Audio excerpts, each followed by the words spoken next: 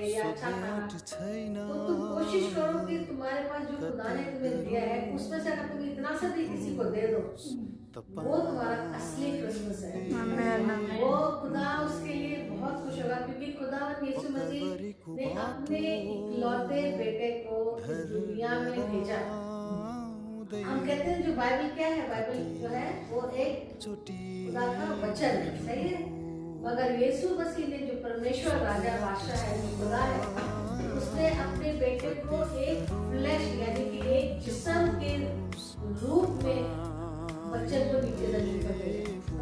जैसे हम लोग ये तो पढ़ते हैं ना, ये हम लोग तो ये हम लोग पढ़ते हैं, तो ये हम कहते हैं खुदा का वचन है।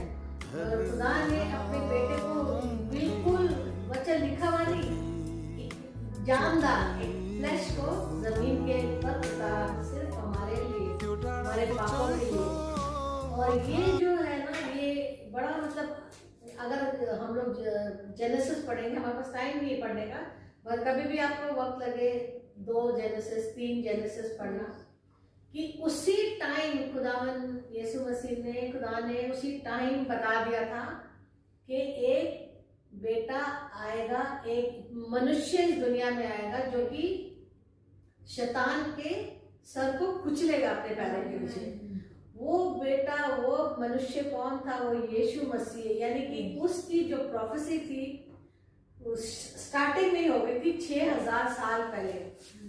अभी खुदा को आए 2000 साल हुए, मगर 6000 साल पहले ही खुदा बाप ने जब इस दुनिया को बनाया था, उसी टाइम जब शैतान ने आदम और हवा को जो एप्पल खिला दिया था, उसी टाइम शैतान यीशु खुदा ने कहा था कि मैं एक ऐसा मनुष्य इस जमीन पे लाऊंगा जो मनुष्य होगा, पूरा इंसान होगा, वो शैतान को मारेगा।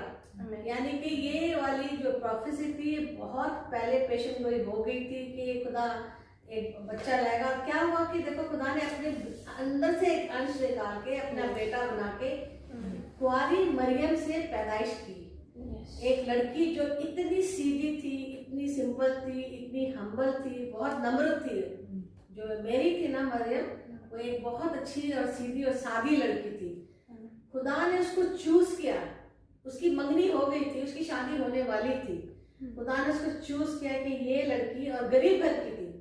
खुदा चाहता तो कोई राजकुमारी भी ले सकता था, बहुत सारे लोग थे, राजा थे, फेरोज थे, बड़े फिरौन थे, बड़े बड़े राजा थे, मगर खुदा ने किसी की लड़की को नहीं लिया, एक छोटी गरीब सादी लड़की को लिया और उसको क्या करा, उसको